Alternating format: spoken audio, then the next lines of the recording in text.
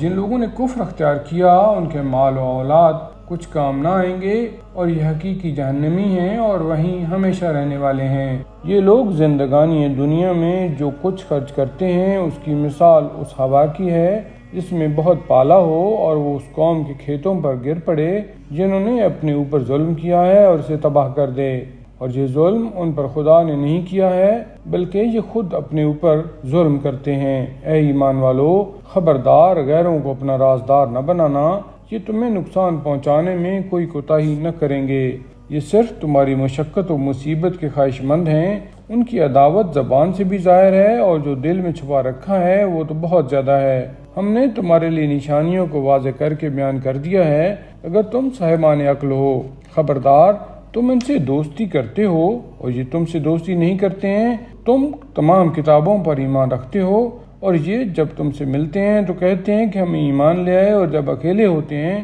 تو غصہ سے انگلیاں کاٹتے ہیں۔ پیغمبر، آپ کہہ دیجئے کہ تم اسی غصہ میں مر جاؤ، خدا سب کے دل کے حالات سے خوب باخبر ہے۔ تمہیں ذرا بھی نیکی ملے تو انہیں برا لگے گا اور تمہیں تکلیف پہنچ جائے گی تو خوش ہوں گے، اور اگر تم صبر کرو اور تقوی اختیار کرو تو ان کے مکر سے کوئی نقصان نہ ہوگا، خدا ان کے اعمال کا احاطہ کیے ہوئے ہے۔ اس وقت کو یاد کرو جب تم صبح سویرے گھر سے نکل پڑے اور مومنین کو جنگ کی پوزیشن بتا رہے تھے،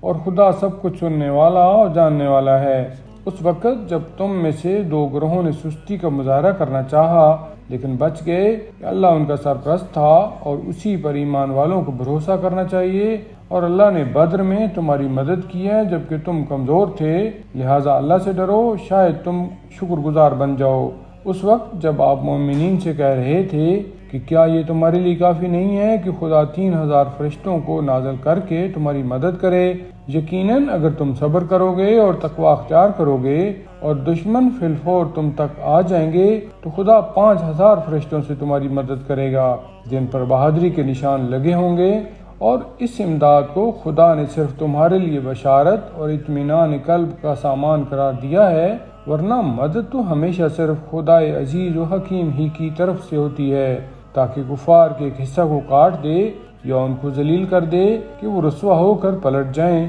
ان معاملات میں آپ کا کوئی حصہ نہیں ہے، چاہے خدا توبہ قبول کرے یا عذاب کرے، یہ سب بہرحال ظالم ہیں، اور اللہ ہی کے لیے زمین و آسمان کی کل کائنات ہے۔ وہ جس کو چاہتا ہے بخش دیتا ہے اور جس پر چاہتا ہے عذاب کرتا ہے، وہ غفور بھی ہے اور رحیم بھی ہے۔ اے ایمان والو، یہ دگنا چگنا سود نہ کھاؤ اور اللہ سے ڈرو کہ شاید نجات پا جاؤ، اور اس آگ سے بچو جو کافروں کے واسطے مہیا کی گئی ہے، اور اللہ اور رسول کی اطاعت کرو کہ شاید رحم کے قابل ہو جاؤ، اور اپنے پروردگار کی مغفرت اور اس جنت کی طرف سبقت کرو جس کی وسعت زمین و آسمان کے برابر ہے، اور اسے ان صاحبان تقوی کے لیے مہیا کیا گیا ہے جو راحت اور سختی